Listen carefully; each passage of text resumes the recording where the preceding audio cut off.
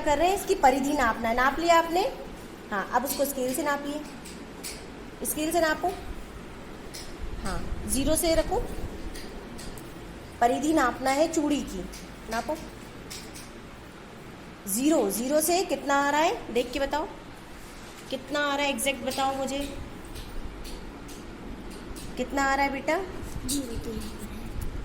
0, एक पॉइंट उसका 0 पे रखो। रखा तुमने 0 पे? हाँ, 0 से 23 कितना आ रहा है? 23। इसमें लिखो, इसमें लिखो। उठा लो पेन। हाँ उठाओ।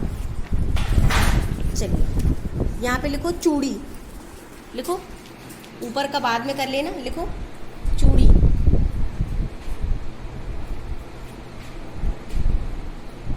चूड़ी परिधि कितनी है? ये परिधि लिखा है, परिधि कितनी है? यहाँ लिखो 23। परिधि कितनी है? 23। और व्यास कितना नापा था? 6। व्यास कितना था? 6। व्यास 6। अब यहाँ लिखा है परिधि बटे व्यास। परिधि मतलब 23, लिखो ऊपर 23। 23 लिखो। भाग का चिन्ह है मतलब नीचे बटे का निशान लगा दो, बटे 6 लिख दो। इसी प्रकार से जैसे अभी आपने चूड़ी का किया, आपको करना है साइकिल के पहिए का, प्लेट का, थाली का। इसके अलावा आप बॉटल के ढक्कन या कुछ भी ले सकते हैं और उसकी आपको परिधि नापनी है और व्यास नापना है। ये मुझे करके दिखाओ। हमें देखिए ये क्या है, इसे वृत्त बोलते हैं। क्या बोलते हैं? वृत्त। वृत्त। और जो बॉल होती है जिससे आप खेलते हैं वो क्या होता है?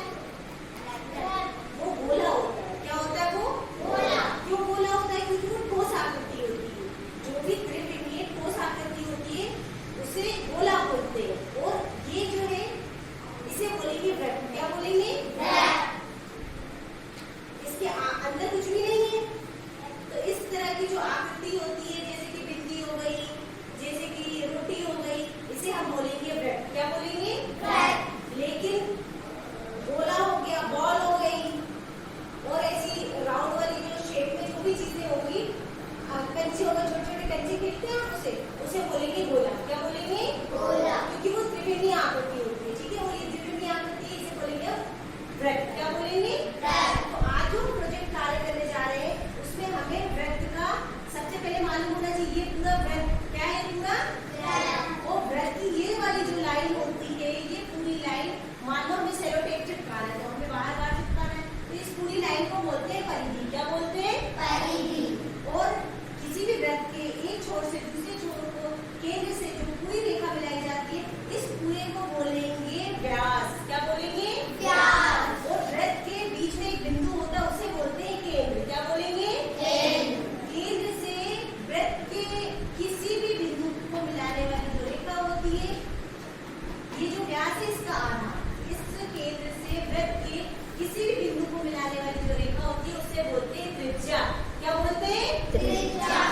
देखिए जैसे ये चूड़ी है, ठीक है, तो इस चूड़ी के बीच में मैं मान लेती हूँ यहाँ पे केंद्र है, तो यहाँ से लेके यहाँ तक की जो रेखा होगी उसे बोलेंगे त्रिज्या। क्या बोलेंगे? त्रिज्या। और ये पूरी जो बाहर की लाइन होगी इसे बोलते हैं परिधि। क्या बोलेंगे? परिधि।